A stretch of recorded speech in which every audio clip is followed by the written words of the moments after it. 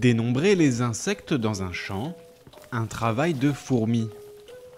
C'est pourtant le principe de l'Observatoire agricole de la biodiversité, qui a créé 4 protocoles d'observation et de comptage d'insectes dans les parcelles agricoles. Alors, je suis en train de faire l'observation du protocole nichoir à abeilles. Et donc je suis en train de regarder le nombre d'opercules de cavités qui sont fermées. On a les opercules en terre et les opercules en feuilles mâchées. Et donc ça montre qu'il y a une certaine diversité d'abeilles sauvages, puisque vous allez avoir les osmimaçonnes qui utilisent de la terre et d'autres espèces qui vont utiliser les feuilles mâchées pour construire leur nid. Depuis 7 ans, l'Observatoire propose aux agriculteurs volontaires de recenser les abeilles, mais aussi les papillons, les vers de terre et d'autres invertébrés terrestres. Donc voilà la deuxième planche en bordure de parcelle. On va regarder rapidement qu'est-ce qui est présent dessous. Donc là vous voyez un tout petit escargot. Surtout on accompagne en fait l'observatoire qui est un petit peu clé en main avec plusieurs types d'outils. Vous avez par exemple le mini-guide d'identification des escargots et puis des descriptions aussi au niveau de l'écologie des espèces. Les 4 protocoles donneront un aperçu de la présence de pollinisateurs ou de ravageurs et de la fertilité des sols. 600 parcelles ont été étudiées en 2017.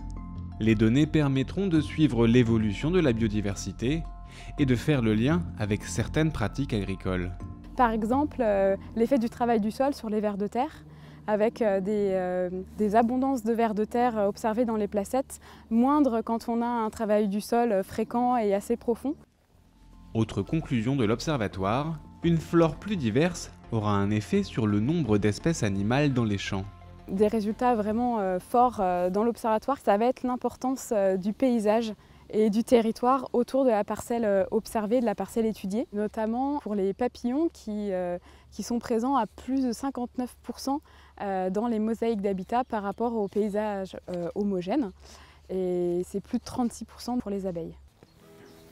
Réinviter la biodiversité dans ces parcelles, c'est l'ambition de Michel Galmel, agriculteur dans l'Eure depuis de nombreuses années.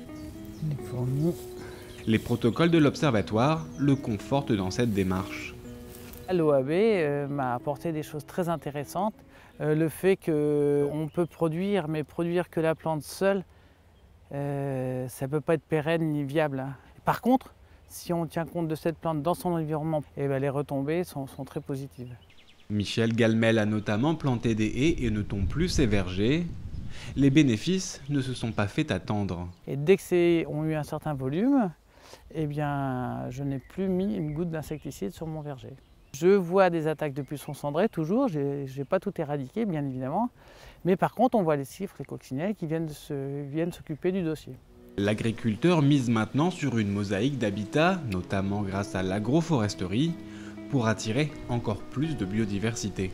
Et pour cela, donc les arbres, ils vont servir de refuge avec les bandes enherbées pour abriter la faune. Et donc grâce à ça, on va utiliser encore moins de pesticides parce que la nature sera tous les 30 mètres de chaque côté, ça pourra protéger cette bande cultivée.